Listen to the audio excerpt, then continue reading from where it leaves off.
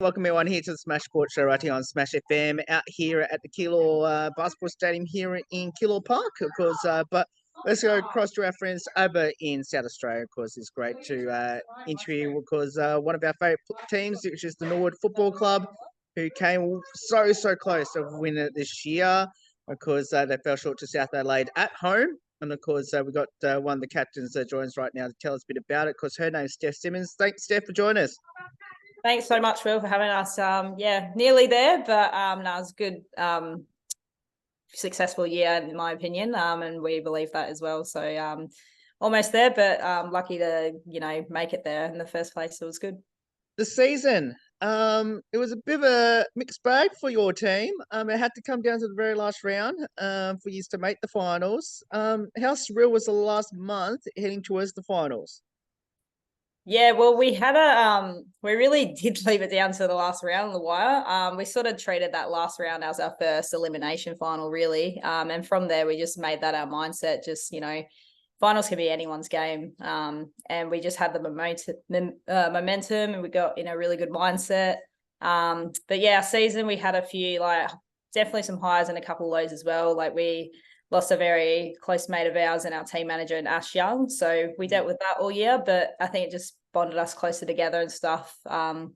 And we really made that a big drive for us this season. So that final series we had, I think we showed a lot of heart for her. Unfortunately, not all the way, but the season itself was pretty good. We had some moments where we, were a bit inconsistent, but, we had a new coach. We had a lot of new players, new leadership group and everything. We had Ali as our captain the last few years, and I was honoured to share the role with Sophie Armistead to step up and do that. So we did pretty well to make it as far as we did. I think the defining moment of the season that really turned around for your team was, I don't know if I'm going to be correct on this, but the game I went to at Prospect. It was against Glenelg, which at the time they're on top. You end up tying that game, which I thought you dominated that game against Glenelg, who were the top team at that time. I know that you weren't at that game and you didn't play that game, but around the team, was that the turnaround of the season regarding to where the turning point actually happened and you started to get rolling after tied against the top team? Yeah, absolutely. So that was probably just over halfway through the season, and Glenelg were the top team at the time. And the fact that the previous time we played them, they snagged the win in the last 30 seconds. We got that close, and then to draw against a really tough team, and they've got a absolute engine room of a midfield group with the likes of Jess Bates and stuff, and we're able to match really hardworking players like that. I think, you're right in saying that probably was a good turning point. Even though we lost a couple of, games later on that, we should have won, I believe that was a good clicky moment where we really did gel. But yeah, I was watching it from out in Whoop, and in the end I had to do a live score and watch it and just saw that we drew in the end, and I was like, you know what, I take that as a small win because that was the top team and we got to share the points. So it was a really good match, that one. I'm glad you mentioned about every game was an elimination final all the way, including your last game, and then you played the finals as if it was an elimination every single game.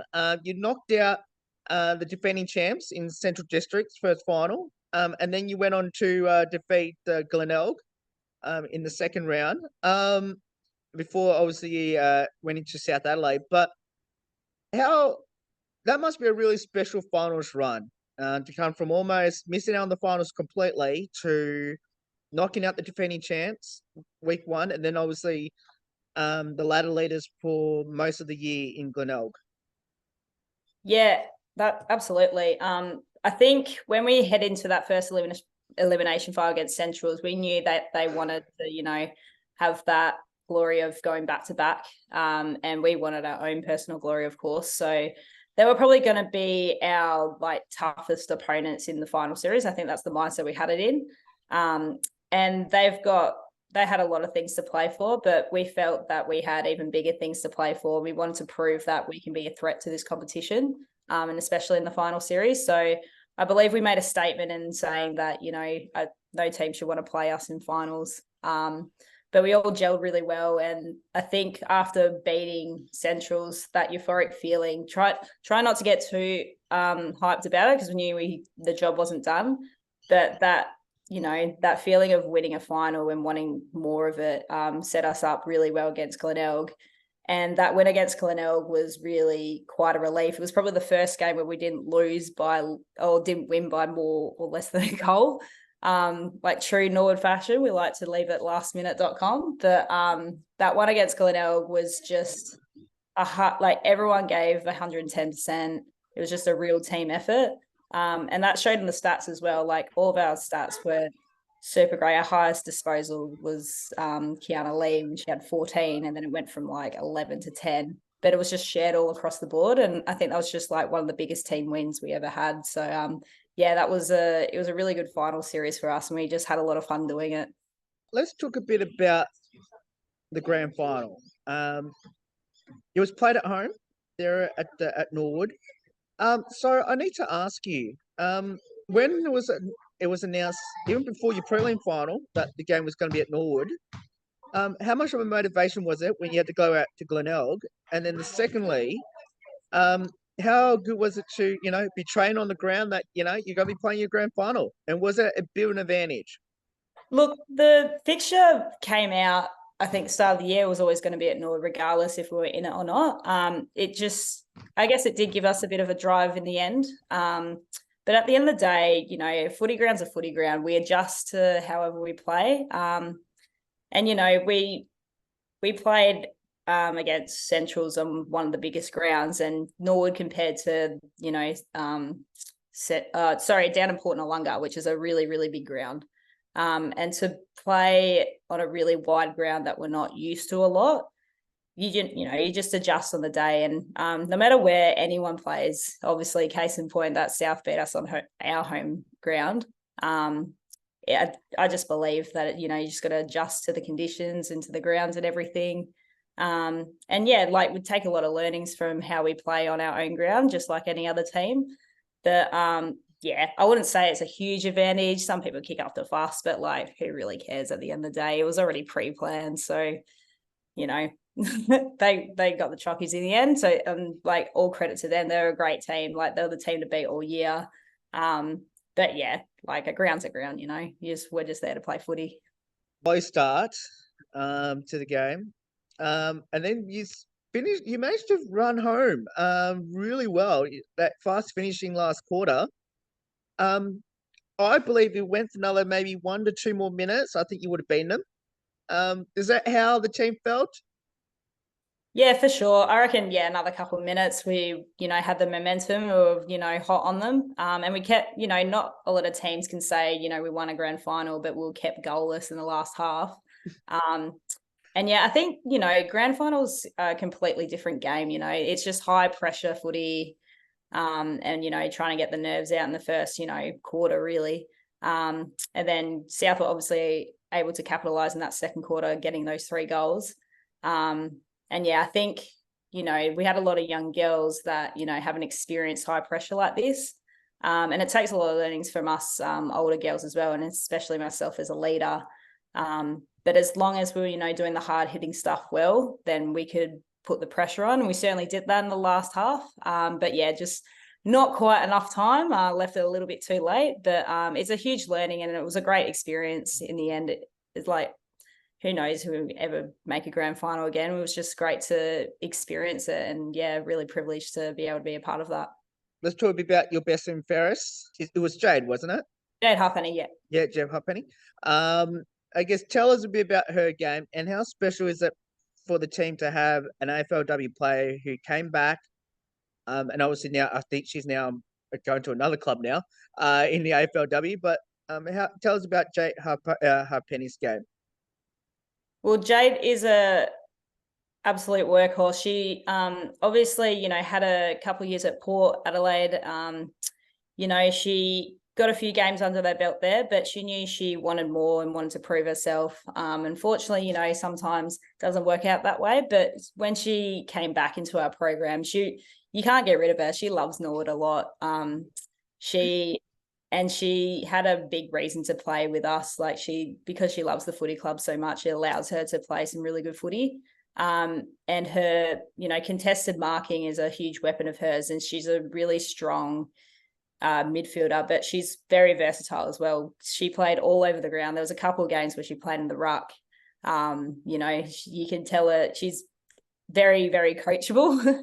But she's very reliable as well. And we're so proud of her, for her to be able to come back and have a really strong season and win and take out our best and fairest. And just because she's such a good kid as well, she's so genuine. She has so much care for the club and for everyone around her. So I think Carlton have made a very, very good choice in picking her up.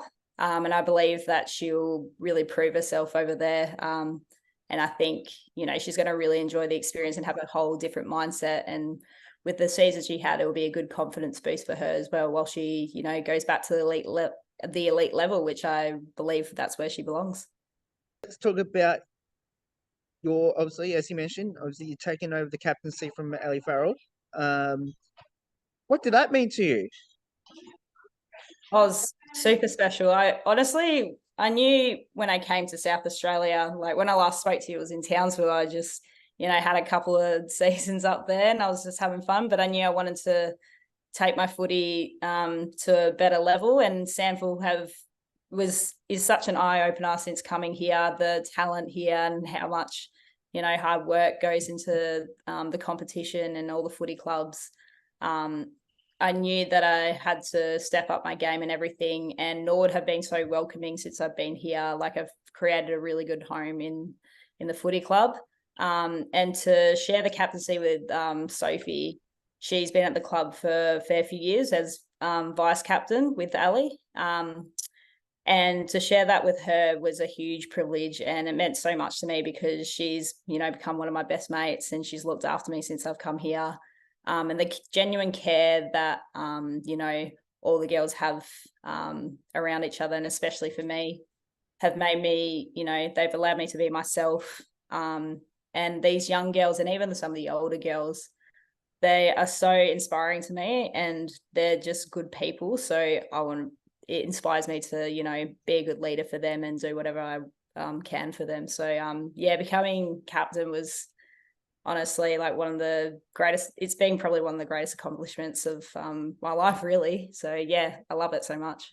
That obviously last time we spoke to you was up in Queensland, obviously after winning a premiership up there. Why did you choose SA? Well, I had a choice with work really between Victoria or South Australia, but there's something about South Australia that it reminds me a bit of background. I'm from Perth originally, and I've heard, it's quite similar to Perth, and I think I just wanted a sense of, I didn't want to go home to Perth or anything like that. I just wanted a sense of bit of familiar territory almost, and it was somewhere that I'd never been before, but I heard, footy was really good there. I didn't realize it was this good, but I don't know, Adelaide, it was just like something new, something different, just throw myself out there, and absolutely no regrets at all. It's I miss the weather in North Queensland, especially this time of year. That's the only downside to Adelaide right now. It's about 3 degrees at the moment, and I just hate the cold weather. But it makes it all worth it when I've got a home in Norwood, really, and made some really good mates here. So Adelaide's a great place to go. If anyone tells you otherwise, then they don't deserve to be here. Okay, so I'm gonna ask you: have you kept track on how your Queensland team was going, or is going this year? Yeah, I've got a few contacts still back there. Being in like Townsville, it's very army and military based, so people post in and out. But still the same coach, maybe premiership. Lost last year, I believe, but distance. But I always like to keep an eye on them because you know, they were a pretty footy team, really. They're really good people up there. So yeah, they've still got quite a successful footy club up there, which is really good to see. For everyone that missed out on our last interview that we did with you, um, what does the sport of football mean to you, especially now being part of Norwood? It's shifted to more, the younger generation of how, like, the development of the sport itself. It's huge compared to like how it was just a few years ago when I first started playing and when I was in Queensland. And I believe that the talent now that the game's, got younger programs, like at Norwood, we've got the under 14s and 16s program, which allow the girls to come into our women's program. And it's all starting to start at a younger age for girls now. And you can see that through, we've got 15, 16-year-olds playing league footy for us. And, to me, I feel like I have the opportunity to develop these young girls and head them in a direction that they want to go with their football, as long as they're having fun and enjoying it, but also working hard if their end goal is to be at the elite level. Football is just a huge growing sport, especially in women's, and it inspires me to be a part of that movement. So yeah, footy is just, I just like to remind like the young girls and everyone around us, it doesn't have to be super serious, but if you're working hard, it's going to be a lot of fun. And the culture around it is still the same. It's better than any other sport, in my opinion. So, what's your future ambitions in footy? Considering you've achieved obviously a premiership in Queensland and come so close this year in South Australia, do you have any future ambitions? It's just to, still be a part of this footy club, still be a part of this football league. Obviously to get that premiership cup, that's, something that we're all really hungry to get next year and for many years to come as well. But now that I'm in a role where I can, lead this group with amazing people around me, I just really love, being a part of it. And obviously, yeah, the end goal for me personally is to see young girls go into footballers that they want to be. But as a team perspective as well, we really want to, get a taste of that cup for next year. But yeah, as long as we're all enjoying our football, working really hard, I feel like it's always going to be a successful year no matter where we go. But yeah, I think we need to get that flag next year, that's for sure. Is there a couple of players in your Nord team that you look up to? Yeah, absolutely. I mean, Ali was a huge part of why I love Norwood a lot. Our previous captain, now our development league coach, coaches along with her husband, Brad. They're really good people that I just look up to. Soph was a really big one for me as well when I first came in. And it's not always older girls. Like there's girls that Kiana Lee, who's a huge talent. She's someone that, really had to work her way up to play league footy again. And she's just been one of our best players all year. Her work rate and everything, and her drive to want to be a really good footballer for the team. That's someone I look up to a lot as well. But yeah, there's also girls like Nicola Burns who have been at the football club for a while as well, just calm and composed and just a really good person. She's definitely someone I look up to as well. Let's talk quickly a bit about the three of your teammates who obviously got their South Australian state Guernsey ahead of the 2024 Under-18 National Girls Championships that's coming up in Kobe Morgan, Charlie Hazelhurst, and Emma Daly. Tell us about those three players. Yeah, well, like the talent that they have is a great attribute to our footy club as well, but it's a great accolade for themselves to represent the state team. Kobe is just, I don't know if anyone will ever catch her. She's really, really quick. and she's she's willing to learn all the time and stuff as well. But she is very dangerous when she gets her hands on the pill. Any sort of space in front of her, she'll take it, and there's no way you're stopping her. Charlie is just so versatile and so athletic. She's got a netball background, but she's got good height on her, and she's got a great jump on her as well, and great marking ability. And yeah, I've played on her a couple of times, and I just get destroyed.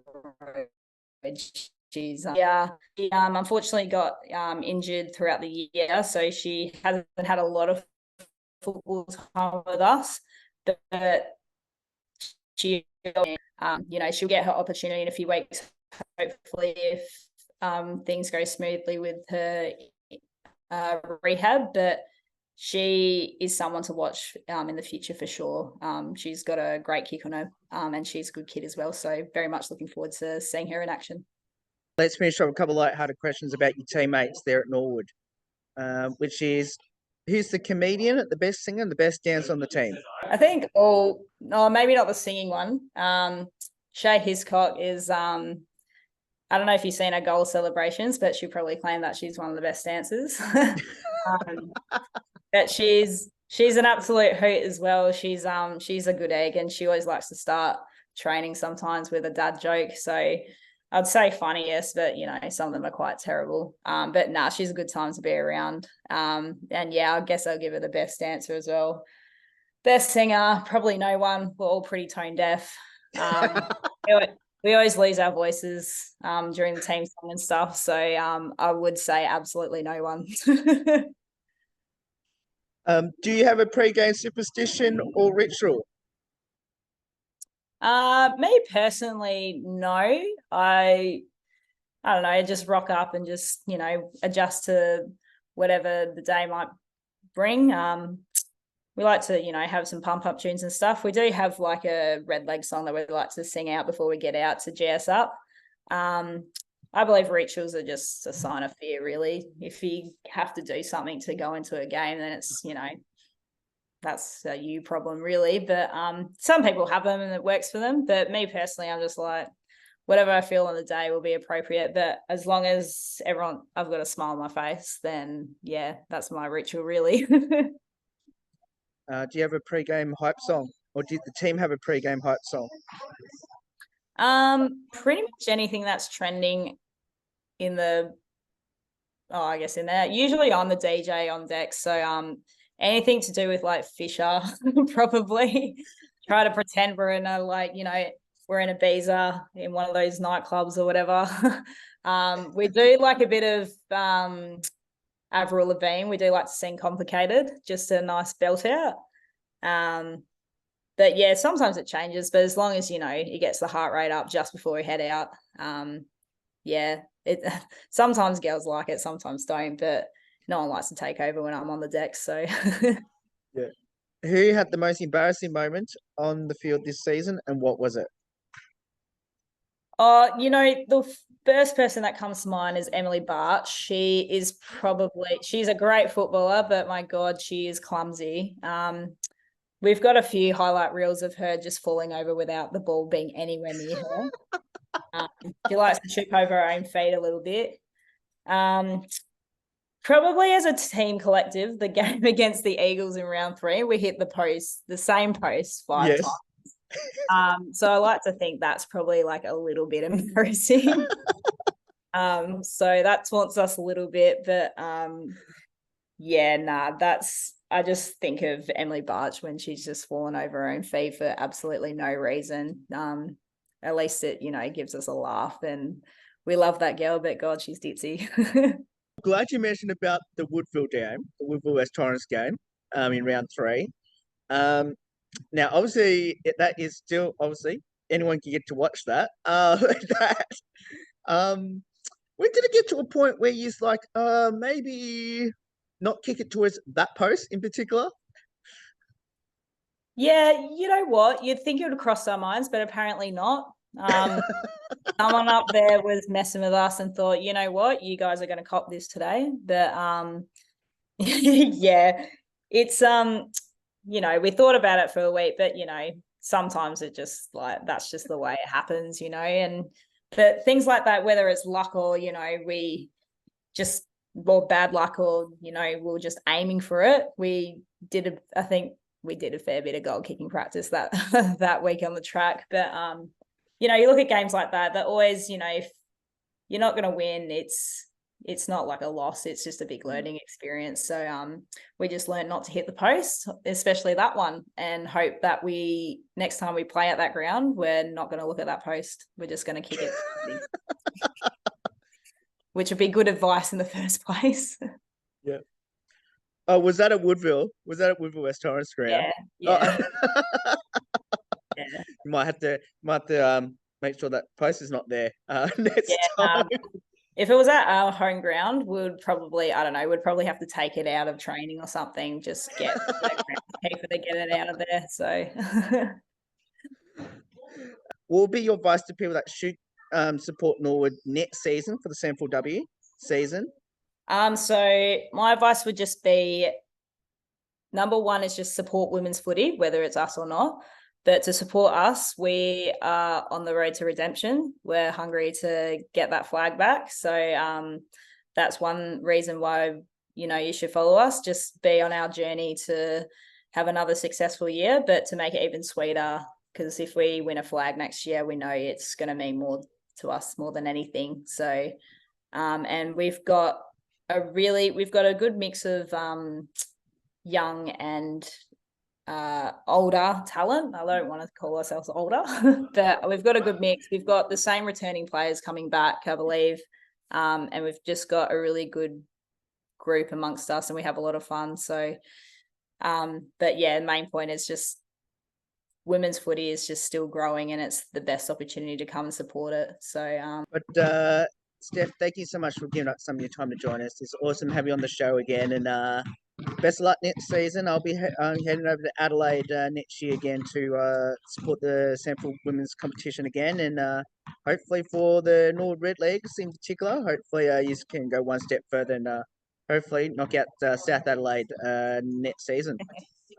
yeah, absolutely. We'll work hard to get there, that's for sure, but we'll have fun. But yeah, keen to catch up with you when you're in town. No worries. And of course, that is Steph Simmonds there from the Norwood Football Club.